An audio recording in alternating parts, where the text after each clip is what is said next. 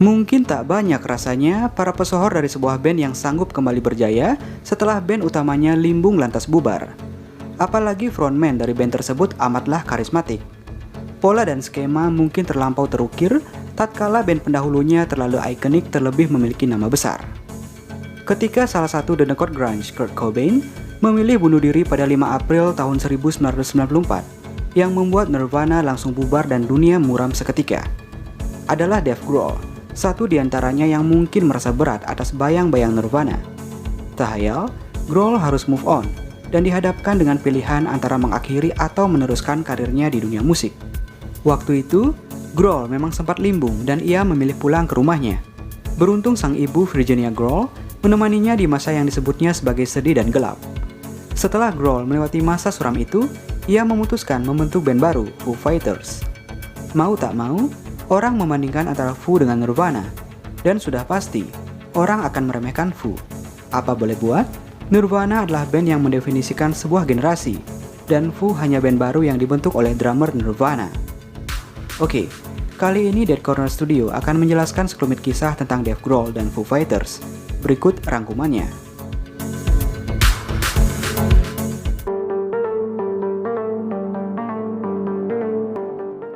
David Eric Grohl, demikian nama lengkapnya. Lahir pada 14 Januari tahun 1969 di Warren, Ohio, Amerika Serikat, jauh sebelum membentuk Foo Fighters. Pada usia 17 tahun, dia bergabung dengan band punk rock yang berbasis di Washington DC, Scream. Setelah band ini ditinggal pergi drummer Ken Stax.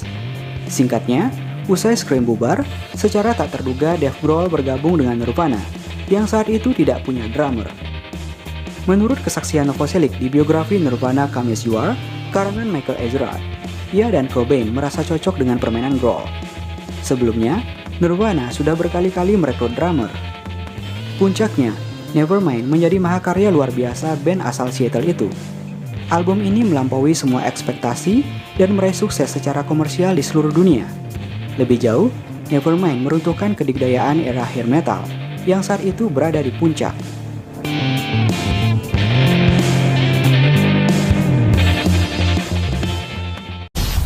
Namun, seperti yang sudah disampaikan di awal tadi, Nirvana bubar setelah kematian Kurt Cobain pada tahun 1994. Setelahnya, Dave Grohl sempat menerima tawaran untuk bekerja dengan berbagai seniman. Bagi Grohl, membentuk Foo Fighters adalah perjudian yang menegangkan. Ia menolak tawaran untuk menjadi drummer Tom Petty and the Heartbreakers. Tak ada jaminan album Foo akan diterima dengan baik oleh pendengar musik. Namun, musik adalah hal teramat penting bagi Grohl, dan ia tak akan berhenti hanya karena kawan satu bandnya meninggal. Foo Fighters, band yang semula diragukan banyak orang, ternyata berkembang jadi amat besar, bahkan melebihi dugaan Grohl sendiri. Foo Fighters adalah band rock papan atas dari Seattle, Amerika, dibentuk oleh Dave Grohl, mantan drummer Nirvana pada 1994. Dalam band ini, Dave Grohl bermain sebagai vokalis sekaligus pemain gitar.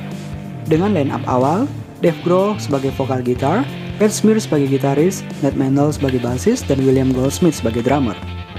Nama Foo Fighters diambil dari pejuang Foo, istilah Perang Dunia II untuk benda terbang tak dikenal, atau julukan yang diciptakan oleh pilot pesawat sekutu untuk UFO dan fenomena udara lainnya. Dia berharap nama itu akan menuntun pendengar untuk menganggap musik itu dibuat oleh beberapa orang. Perjalanan Foo Fighters diawali dengan permainan di Portland, Oregon. Dalam beberapa single mereka, terutama pada single yang berjudul I'll Stick Around dan This Is a Call, yang terdapat pada debut album mereka yang masih kental dengan nuansa Nirvana. Namun, pada album kedua mereka, The Color and the Shape, yang dirilis pada tahun 1997, ciri khas musik Foo Fighters mulai terlihat.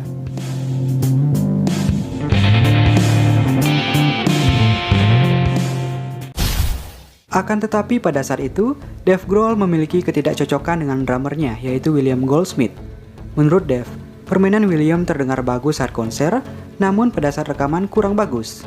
Sehingga Dave memutuskan dialah yang akan memainkan drum setnya saat rekaman, dan meminta William agar bermain saat konser. Namun, hal ini membuat William kecewa dan memutuskan untuk keluar. Hal ini tidak serta-merta menghentikan perjalanan Foo Fighters. Album kedua itu, hampir semua drum set digarap oleh Dave sendiri, karena basically, Dave memang bermain drum di awal karir musiknya. Kemudian, masuklah Taylor Hawkins, yang mengisi posisi yang ditinggalkan William, dan menggarap sisa lagu pada album kedua itu. Baru saja masalah teratasi, tak lama kemudian Pat Smear memutuskan untuk keluar saat akan bermain di MTV Video Music Award tanpa alasan yang jelas. Dan akhirnya, Dave meminta rekannya saat di band Scream, Friendstall untuk bergabung. Dan formasi ini bertahan hingga proses perekaman album ketiga mereka, yaitu album There Is Nothing Left to Lose pada tahun 1998. Pada tahun ini, Friends mengundurkan diri. Akhirnya Foo Fighters melakukan audisi dan terkumpul 35 gitaris yang mengikuti audisi itu. Dan Chrissy Flatt terpilih untuk mengisi posisi yang ditinggalkan Friendstall. Pada tahun 2002, Foo Fighters kembali merilis album keempatnya, One by One. Singlenya All My Life tercatat pada tangga teratas di chart Billboard Modern Rock selama beberapa minggu. Dengan album ini, perjalanan Foo Fighters semakin bersinar. Bukan hanya All My Life yang menjadi hits, namun lagu Times Like This, Low dan Have It All pun menjadi hits kala itu. Dan album ini dianugerahi Best Rock Album di ajang Grammy Award pada tahun 2002.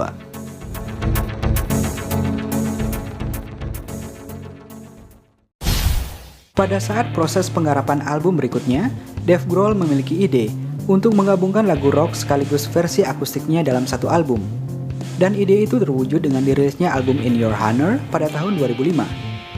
Album tersebut masuk dalam 5 kategori di ajang Grammy Award ke-48, yaitu kategori Best Rock Album, Best Rock Song, Best Surround Sound Album, Best Rock Performance untuk duo or grup di lagu Best of You, dan Best Pop Collaboration with Vocal untuk lagu Virginia Moon. Namun, tak satu pun dari kelima kategori tersebut mereka dapat. Ini adalah album pertama dari Foo Fighters yang tak memperoleh penghargaan di ajang Grammy Award. Namun, album ini mendapat komentar positif di majalah Kerrang! Dan di majalah Rolling Stone, album ini menduduki peringkat 30 untuk kategori album terbaik.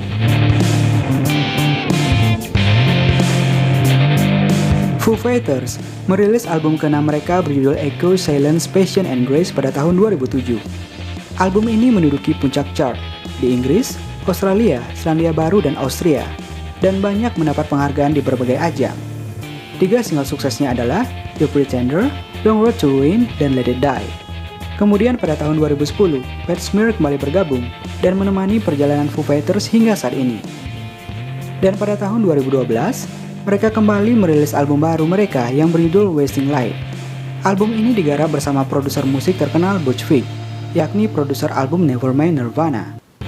Album ini direkam di garasi rumah Dave, dan album ini mencapai kesuksesan yang luar biasa dari 17 tahun perjalanan Foo Fighters. Album ini terjual 235.000 keping di seluruh dunia pada minggu pertama peluncuran album ini. Sonic Highway, album ke-8 mereka, dirilis pada tanggal 14 September tahun 2014.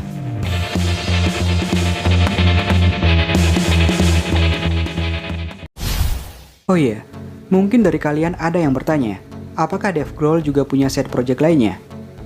Selain Scream, Nirvana, dan Foo Fighters, Dave Grohl ternyata juga drummer dan salah satu pendiri supergroup rock, The Crooked Vulture bersama Josh Homme dari Queens of the Stone Age dan John Paul Jones dari Led Zeppelin. Tak cuma itu, dia menulis musik serta menampilkan semua instrumen untuk proyek sampingannya yang berumur pendek, Late dan Probot. Khusus Late, proyek ini melahirkan satu album bertajuk Pocket Watch, salinan album solo langka milik Dave Grohl yang dirilis pada tahun 1992 ini pernah dijual di eBay.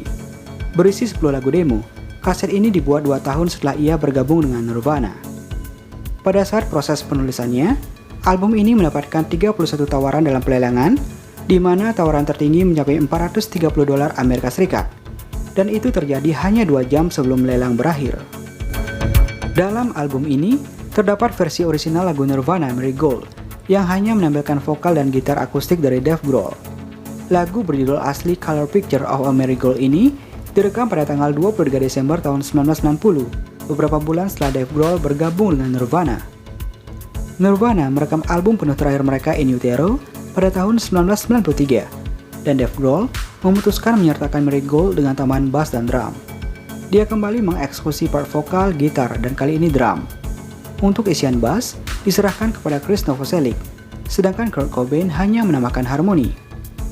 Lagu ini akhirnya hanya dirilis sebagai B-side bersama Milk It untuk menemani single pertama Heart Shaped Box. Tetapi kemudian, Muncul juga di kepingan ketika box set With the Lights Out pada tahun 2004, dan In Utero 20th Anniversary Deluxe Edition pada tahun 2013.